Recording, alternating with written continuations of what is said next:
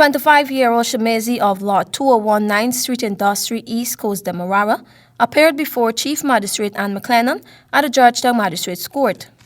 On arrival at the court, Chimezie, the lone prisoner in the prison van, was greeted with a glare of scores of flashing cameras. Chimezie, who appeared to be in excruciating pain, was assisted by two ranks who carried him to the lockups before lifting him up the steps to make his appearance before the Chief Magistrate.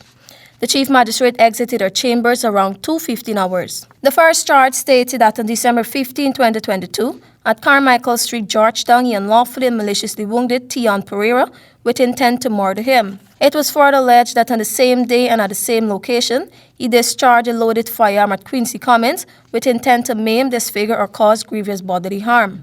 He was not required to plead to the indictable charges after they were read to him, and he was remanded to prison until January 26, 2023 for statements. Facts presented by police prosecutors stated that on the day in question, at around 7:30 hours, Chimezie, who went to the State House and spoke with Corporal Pereira and indicated to him that he was there to see the president.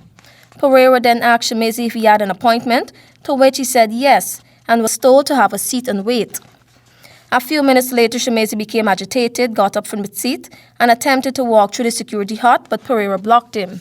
The court heard that Chimezie then went into his shoulder bag, where he pulled out a black and silver knife and stabbed Pereira about his body. During the stabbing, the two ended up in a scuffle, and a female officer, who was on desk duty at the time, saw what was transpiring and took out her service revolver, and it was then that Chimezie disarmed her. Commons, who was at a different location, went to render assistance to his colleagues, and it was then that Chimezie allegedly discharged 3 rounds in his direction.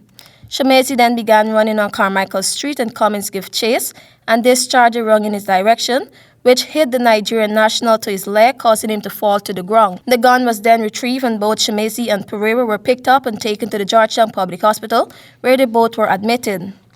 The prosecutor told the court that the file was incomplete since there was an outstanding medical report from Corporal Pereira.